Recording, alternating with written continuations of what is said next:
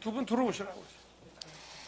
네, 윤석열 대통령 당선인께서 오늘 인선을 발표하시겠습니다.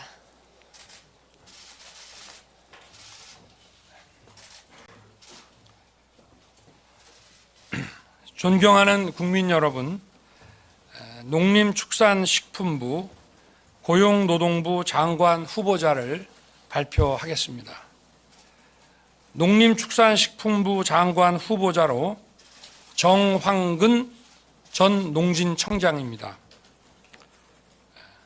정황근 후보자는 농림축산식품부의 요직을 두루 거친 정통 관료 출신으로 농촌정책국장, 농업정책국장, 청와대 농축산식품비서관을 지내며 농업정책 전반을 설계하신 분입니다. 농업진흥청장 재임 시절에는 기후변화와 농촌인구 고령화라는 농업 여건의 변화를 고려해 첨단 융복합 기술 기반의 생산성 증대, 스마트 농법 전환을 위해 헌신했습니다. 농촌이 직면한 현안 해결은 물론이고 농림축산업의 경쟁력을 강화해 미래 성장 산업으로 키워낼 적임자라고 판단했습니다. 다음은 고용노동부 장관 후보자입니다. 고용노동부 장관 후보자로 이정식 전 노사발전재단 사무총장입니다. 이정식 후보자는 30여 년간 노동계에 몸 담으며 한국노총 기획조정국장과 사무처장을 지낸 노동 분야 전문가입니다. 뿐만 아니라 노사관계개혁위원회와 노사정위원회의 전문위원을 역임했고 노사발전재단 창립 이래 노동계 출신으로는 최초로 사무총장을 지냈습니다.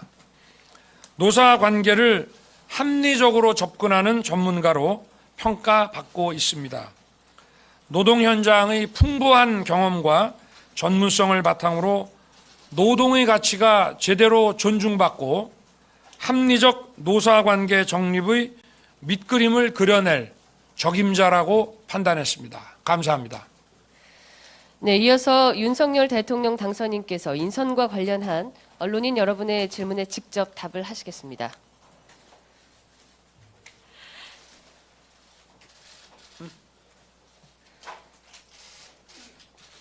저 맨 뒷줄 먼저 답을 드리겠습니다. 예, 안녕하세요. 저 이투데이 이난희 기자입니다. 안철수 위원장 관련해서 좀 여쭙고 싶은데 지금 일정을 취소하고 침묵 중인 것으로 알고 있는데 혹시 연락을 하셨는지 궁금하고요. 그다음에 안철수 위원장 측 인사가 배제된 상태에서 향후 공동정부 구성 방향은 어떻게 되는지 두 가지 질문 드립니다. 내각 인선에 관한 추천은 우리 여러분들로부터 많은 분들로부터 전부 추천을 다 받았고 어느 특정 인사를 배제하거나 한 사실은 없습니다. 그리고 추천받은 분들과 또 우리나라의 인재풀에서 저희가 잘 찾아서 서로 비교하고 이렇게 해서 우리가 장관 후보자를 선정한 것입니다. 네, 다음 질문 주십시오.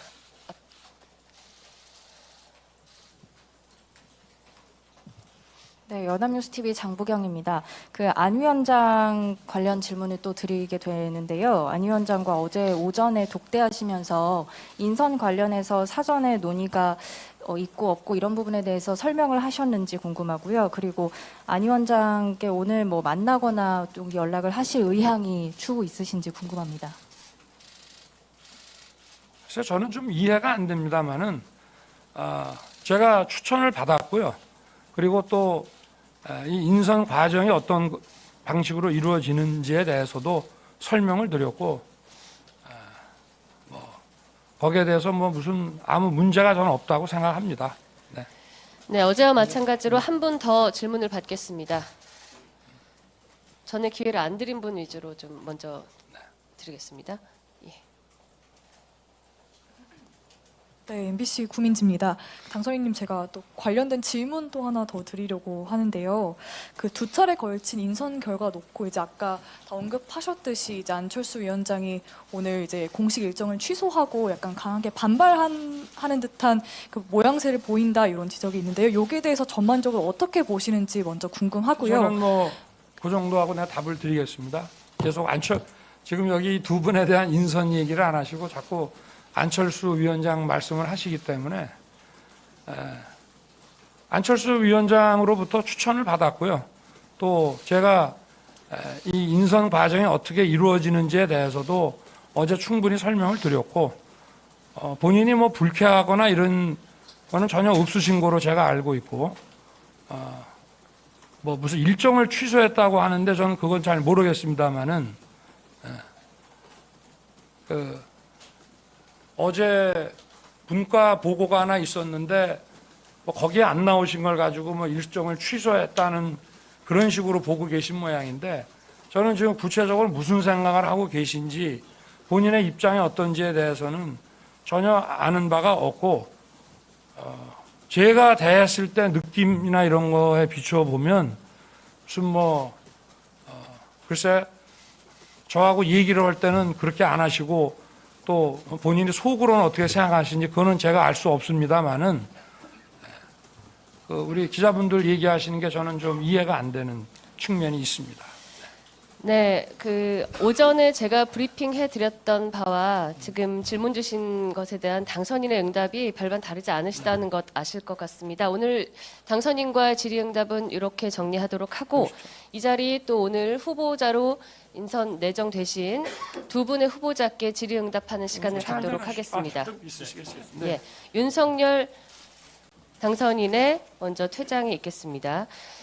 두 분의 고용노동부 장관과 우리 농림수산식품부 장관 후보자께 여러분께서 질문을 해주시면 직접 응답을 해드리도록 하겠습니다. 예. 네, 안녕하세요. 이로운넷의 박유진 기자라고 하고요. 저는 고용노동부 장관 후보자님께 질문을 드리도록 하겠습니다.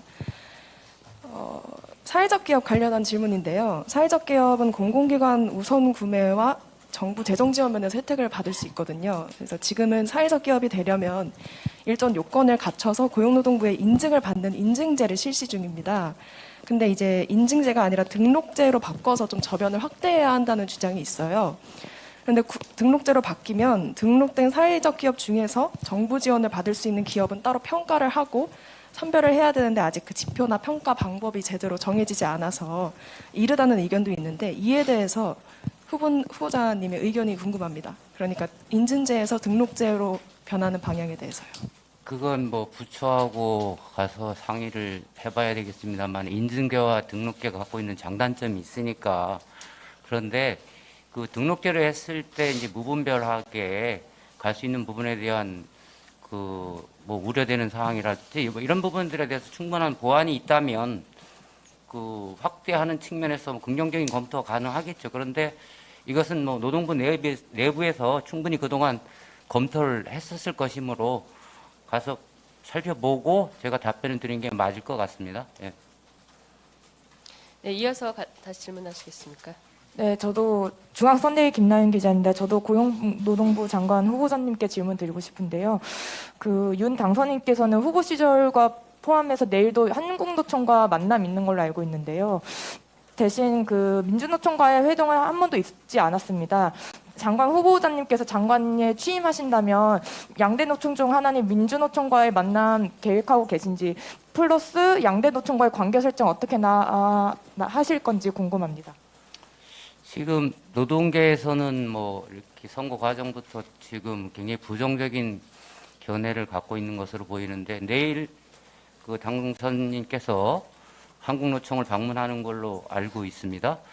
아울러서 늘 말씀하신 게 소통, 협치, 뭐 이런 말씀도 하시고, 좀 전에도 우리 사회가 건강하게 가기 위해서는 노동이 존중되고 같이 가야 된다는 말씀도 있었는데, 누구든지 막론하고 협치를 위해서는 만나야 된다고 생각을 합니다. 그래서 그런 부분들은 제가 된다면 뭐 적극적으로 조건들이 필요할 수는 있겠지만, 저 개인적으로는 누구든지 격의 없이 만나는 것이 소통하고 협치하고 문제를 풀어가는 방법이라고 생각을 합니다. 예. 네, 이정식 후보자께 질문하실 분들 손들어 주십시오. 예.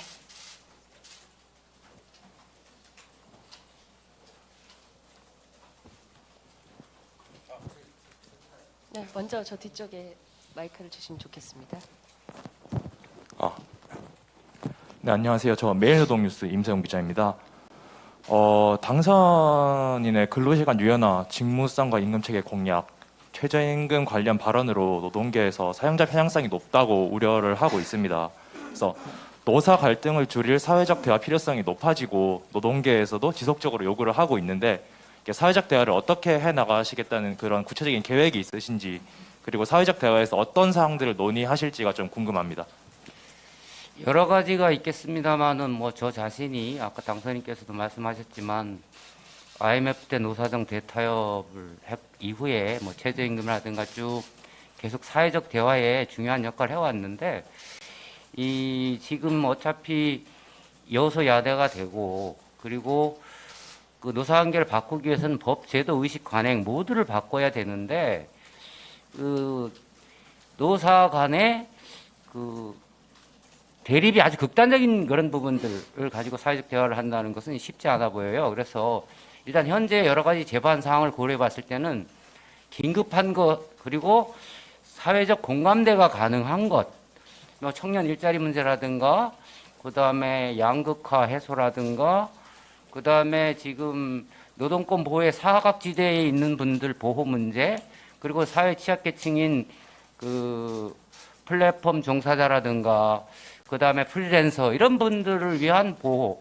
그리고 차별 시정 완화 뭐 이런 부분들은 사회적으로 공감대를 형성할 수 있다고 보고, 그런 부분들을 중심으로 또 뭐 여야 간에 또 협치도 필요한 부분이고, 그래서 노사 간의 신뢰를 토대로 해가지고 사회적 대화를 정부가 주도하기보다는 이렇게 촉진시키고 조정하고 자율적으로 할 수 있게끔 이렇게 하는 것이 바람직하다고 봅니다. 예.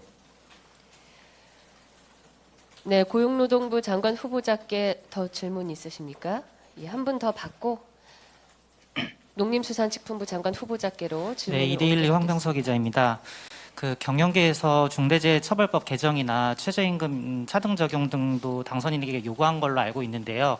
관련해서 후보자께서는 어떻게 생각하는지 묻고 싶습니다.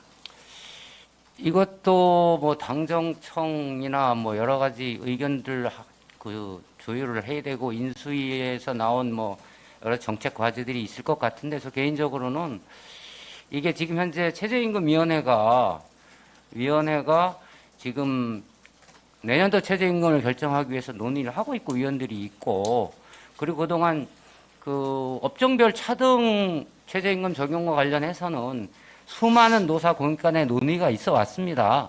그래서 그런 부분들은 최저임금위원회가 그 노사 공익으로 이루어져 있기 때문에 그분들이 충분히 의견을 조율하면 좋은 결과를 낼 수 있을 것이라고 보고, 그 다음에 그 중대재해처벌법 같은 경우는 뭐 많이들 우려하는 것 같은데, 빨리 그 산업 현장의 그 불확실성을 그 최소화할 수 있는 보완 대책을 만들 수 있으면 좋겠다 이렇게 생각을 합니다. 예. 네, 그럼 이어서 농림축산식품부 장관 후보자인 정황근 후보께 질문해 주십시오. 네, SBS 김영래 기자입니다. 최근 이제 그 환태평양 경제동반자협정 CPTPP 관련해서 이제 농업계 반발이 꽤 심한 상황인데요. 여기에 대해서 후보자님은 어떤 입장이시고 또 보호 대책으로는 어떤 걸 생각하고 계신지 좀 설명 부탁드리겠습니다. 이제 우리가 그동안 이제 국익 차원에서 이제 다양한 FTA를 좀 체결을 많이 했잖아요. CPTPP도 이제 같은 차원인데 이제 국가 이익 차원에서는 추진해야 된다는 게 우리 국민 여론인 걸로 알고 있고요. 다만 이제 그 과정에서 그동안 FTA를 체결하면서 결국 마지막에는 농업 분야는 상당히 이제 피해를 본다는 인식들을 많이 가지고 있습니다. 그래서 이제 농업인들은 걱정들을 많이 하는데 적절하게 조화를 이루어야 되고, 그다음에 지금 농업인들이 무조건 반대만 하는 게 아니고 사실은 이제 그런 절차라든가 그 정부와의 충분한 그 대화, 설명 이런 게 부족하다고들 인식을 하고 있거든요. 그래서 그런 점에 대해서 충분히 상의를 하고, 그다음에 관련해서 당연히 이제 대책까지 같이 추진을 해야 된다고 생각을 하고요. 이 문제에 대해서는 지금 현재 정부에서도 충분히 검토를 하고 있기 때문에 제가 청문 절차라든가 그다음에 나중에 정식 임명이 되면 그 후에 구체적인 대응 방안에 대해서 여러분들하고 공유할 수 있는 기회가 있을 걸로 이렇게 생각을 합니다. 네, 또 질문 있으신 분 말씀 주십시오. 후보님, 그 마이크에 조금 더 가까이서 네네. 말씀해 주시면 좋겠습니다. 네, 농민신문 홍경진 기자입니다. 네. 산지 쌀값이 20kg 기준으로 한 48,000원대까지 떨어졌는데요. 작년 산 쌀 27만 톤 중에 12만 5천 톤 정도가 지금 매입하지 못하고 시장 격리되지 못하고 남아 있습니다. 산지에서 이렇게 매입해달라는 요구가 높은데 지금 정부에서 별로 반응이 없고, 그런 해법에 대해서 후보자님은 어떻게 생각하시는지 듣고 싶습니다. 그 문제에 대해서도 이게 이제 사실은 주기적으로 반복되는 일인데요. 그게 여러 가지 연결되는 문제가 있습니다. 그래서 그 문제에 대해서는 제가 충분히 검토를 해서 후에 그 의견을 내도록 하겠고요. 보다 중요한 문제는 쌀은 우리 그 농업이 우리 국가 기관 산업이듯이 그 중에서 쌀은 우리 국민들의 생명을 담보하는 아주 중요한 품목이거든요.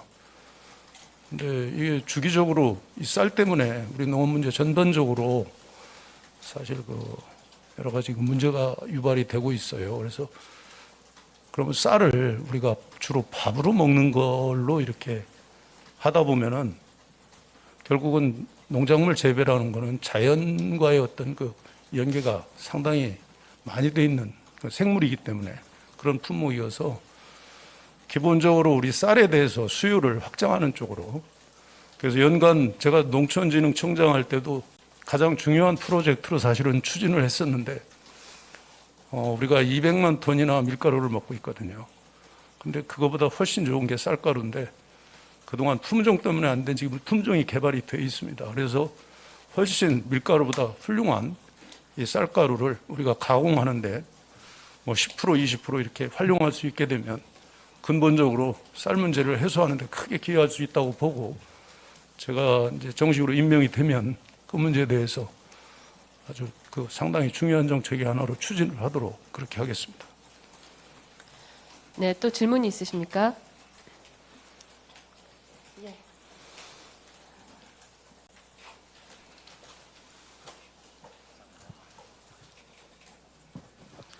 전자신문의 조전영입니다. 그 농촌 문제는 이제 지역균형 발전이나 그 지방 소멸하고도 좀 상당히 관련이 많은 것 같은데요. 아까 당선인께서 이렇게 소개해 주실 때 융복합 스마트팜이나 그 농촌 고령화 문제에서 전문성이 있다고 소개를 해주셨거든요. 혹시 이런 부분에 대해서 당선인이 지명할 때 좀 당부했었던 바가 있었는지 좀 네. 얘기를 해줬으면 감사하겠습니다. 그 말씀이 계셨고요. 기본적으로 우리 농업이 국가의 중요한 산업이고, 그 다음에 정말로 지금은 이렇게 다양하지 않느냐.